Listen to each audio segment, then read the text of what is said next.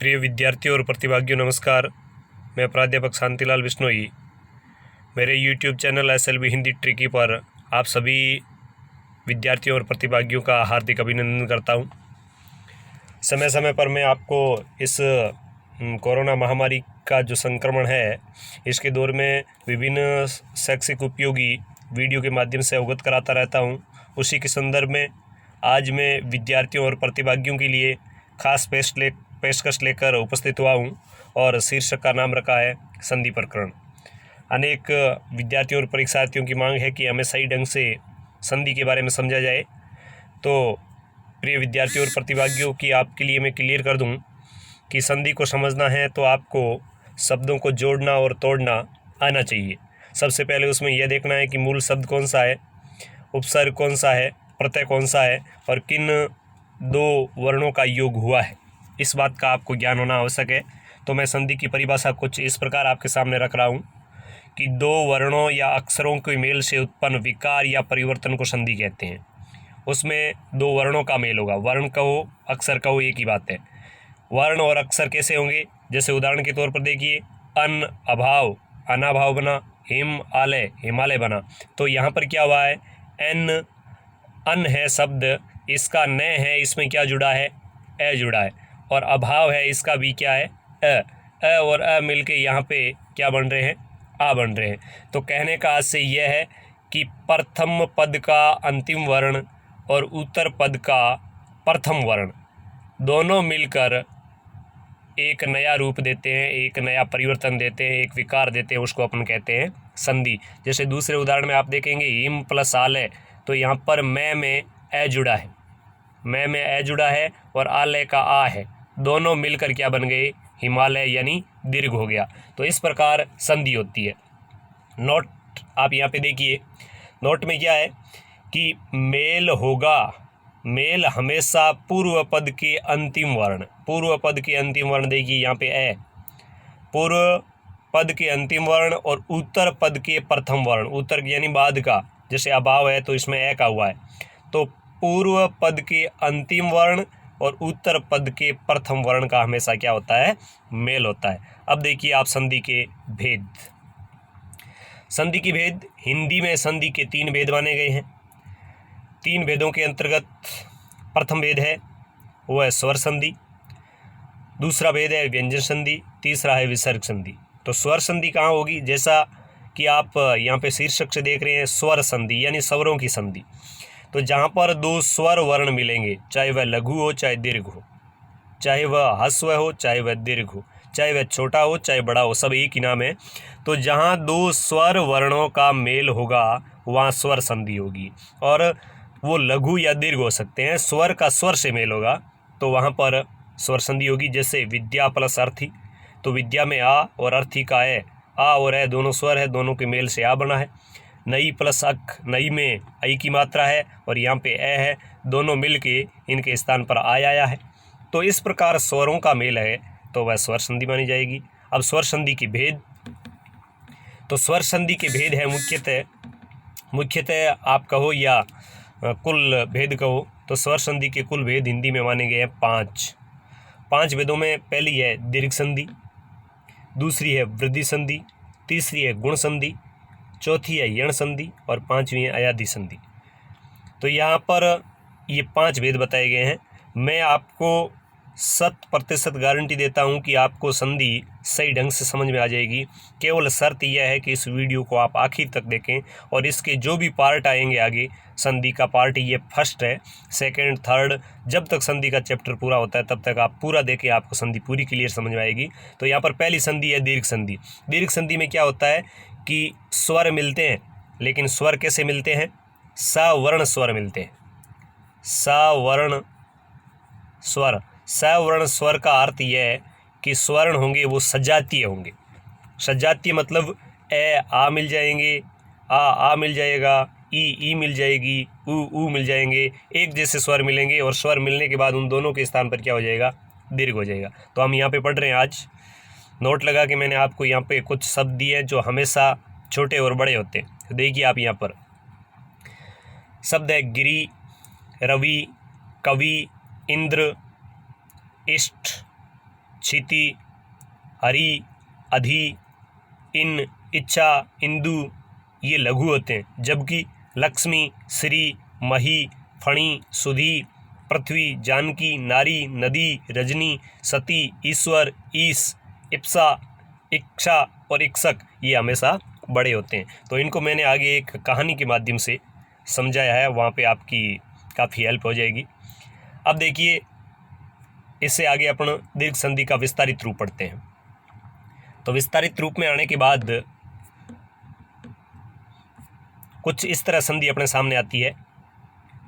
देखिए, दीर्घ संधि। दीर्घ संधि में संस्कृत का एक सूत्र कहता है कि अक सवर्ण दीर्घ, यानी अ, ई, उ, री, ली और क, यानी ए हो चाहे आ हो, ई हो चाहे ई हो, उ हो चाहे उ हो, इनके बाद वैसे ही समान स्वर आने पर उनके स्थान पर दीर्घ होता है। जैसे यदि पूर्व पद के अंत में ए, आ, ई, उ या री हो और उत्तर पद के आरंभ में भी यही स्वर वर्ण हो, यानी स वर्ण हो, ऐसा का ऐसा ए के बाद आ सकता है, ए के बाद ए आ सकता है, ई के बाद छोटी ई आ सकती है, बड़ी आ सकती है, ऊ के बाद छोटा ऊ आ सकता है, बड़ा ऊ आ सकता है, तो उन दोनों के स्थान पर मिलकर क्या हो जाता है, दीर्घ हो जाता है। अब देखिए आप उदाहरण, ए प्लस ए से क्या बन रहा है, आ। उदाहरण देखिए, अत्र प्लस अभाव अत्राभाव, राम प्लस अवतार से रामावतार, चरण प्लस अमृत से चरणामृत, परम प्लस अर्थ से परमार्थ, आ बन रहा है। देखिए, कौण प्लस अर्क से ए मिल रहे हैं दोनों के, कोणार्क, नयन प्लस अभिराम से नयनाभिराम, स प्लस अवधान से सावधान, तो ये अ मिलने से आ बना। अब देखिए आप दूसरे उदाहरण में, ए और आ मिलने से आ कैसे बनता है। भोजन में ए है, आले का आ है, दोनों मिलके भोजनालय बन गया। सत्य में ए, आग्रह में आ, दोनों मिलके सत्याग्रह बन गया। प्रय में ए है, आरंभ में आ है, प्रारंभ बन गया। देव आनंद, देवानंद बन गया। शिव आलय, शिवालय बन गया। रत्न आकर, रत्नाकर बन गया। दीप आधार, दीपाधार बन गया। तो अ और आ मिलने से आ बन रहा है। अब आ और अ मिलने से भी क्या बन रहा है, आ बन रहा है। हमने पढ़ा कि जो भी समान मिलेगा उसका दीर्घ ही होगा। ए मिले तो भी आ, ए आ मिले तो भी आ ए मिले तो भी आ मिले तो भी आ।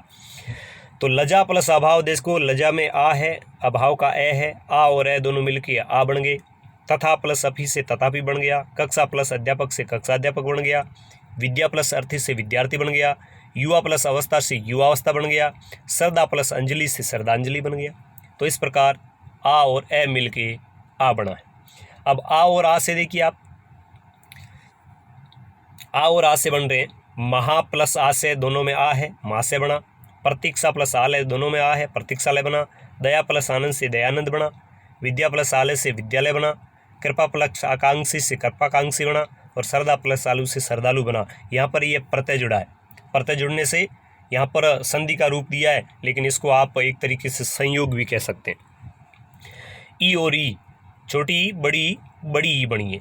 कोई ई किसी प्रकार की ई मिलेगी, चाहे छोटी मिले, चाहे बड़ी मिले, चाहे बड़ी बड़ी मिले, तो क्या होगी, बड़ी होगी, क्योंकि दीर्घ संधि कहती है कि कोई भी ई मिले तो वहाँ पर दीर्घ आदेश होगा। देखिए, गिरी, मैंने पहले कहा पर्वत हमेशा छोटा होता है, कवि हमेशा छोटा होता है, रवि हमेशा छोटा होता है, इंद्र हमेशा छोटा होता है। तो ये कुछ ऐसे नियम आपके लिए काम करेंगे।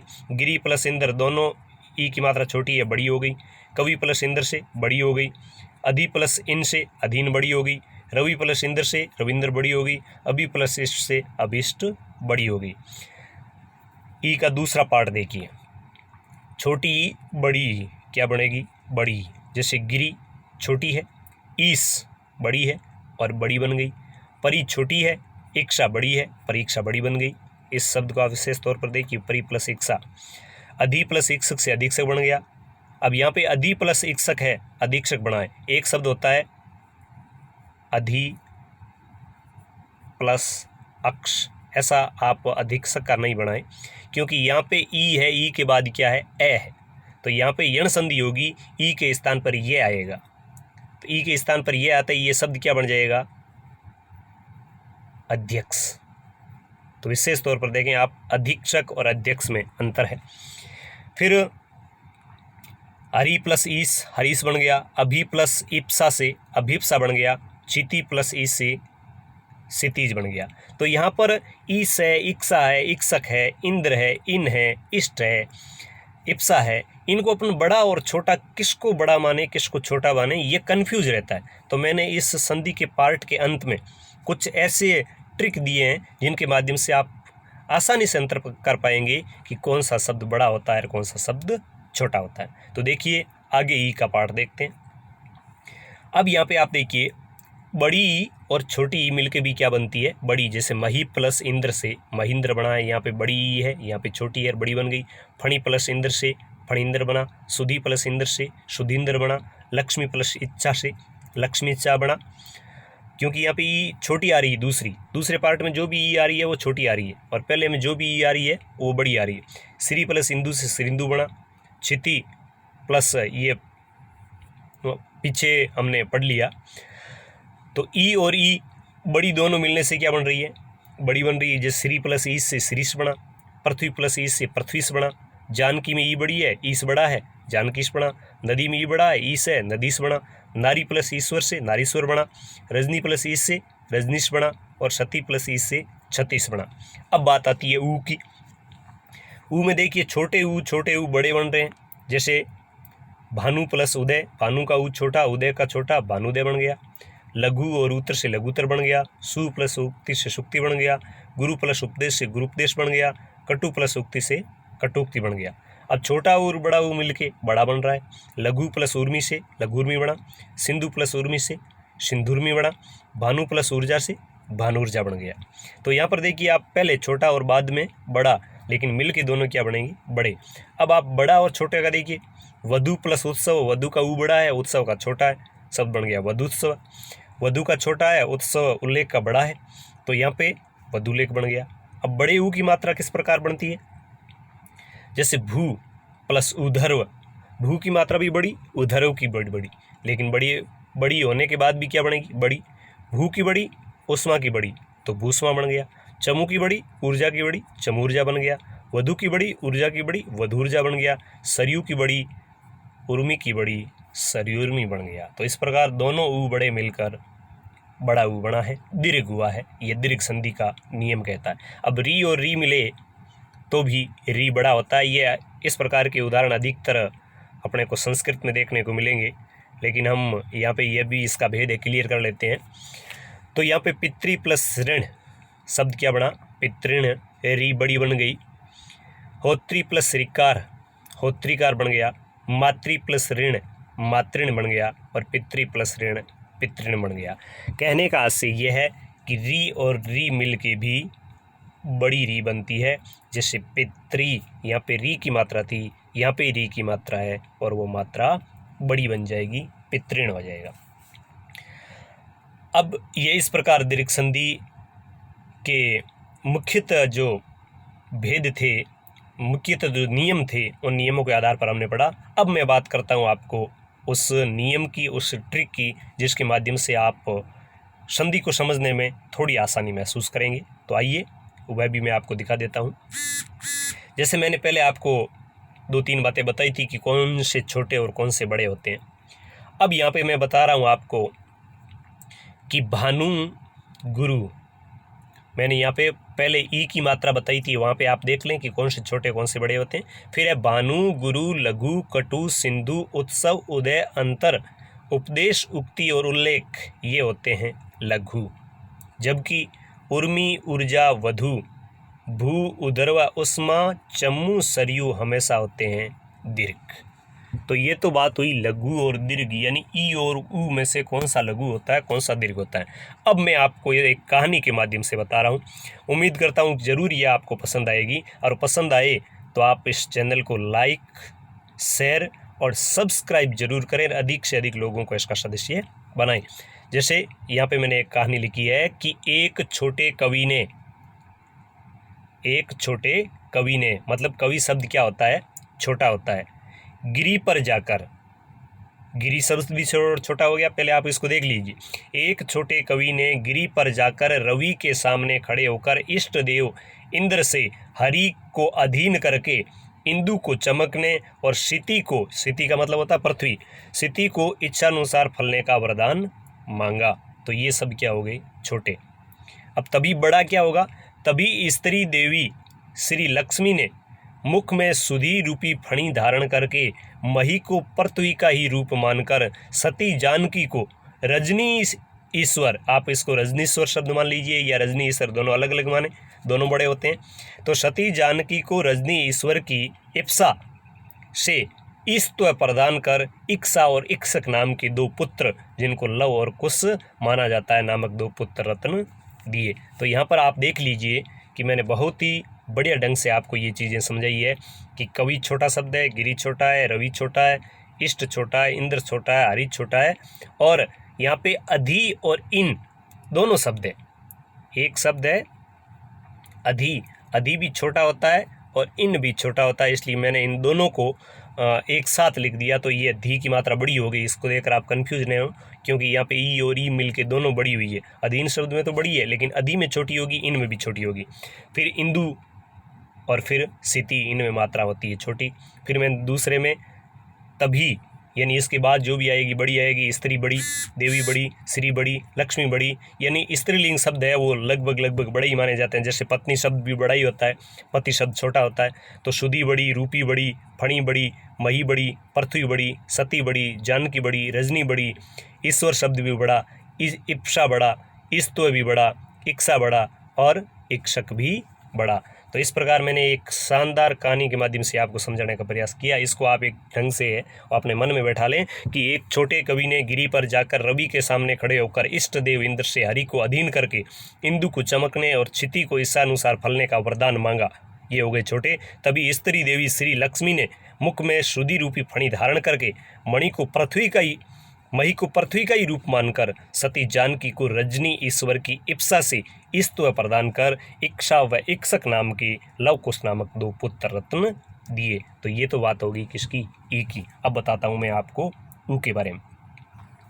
तो यहाँ पे ऊ के बारे में देख लीजिए, इस ट्रिक को आप याद कर लीजिए, आपको सब दीर्घ संधि के बारे में क्लियर हो जाएगा। और यदि ये आपकी ट्रिक काम कर रही है तो आप कमेंट बॉक्स में ज़रूर अपनी राय लिखकर भेजें। आपका एक कमेंट मेरा उत्साहवर्धन करेगा और हर चैप्टर के बारे में मैं ऐसी ट्रिक लेकर आपके सामने उपस्थित होता रहूँगा। देखिए भानु, यहाँ पे मैं छोटी बता रहा हूँ ऊ की मात्रा। भानु गुरु बड़े नहीं, छोटे दिखकर संसार में ज्ञान व प्रकाश का उदय करते हैं।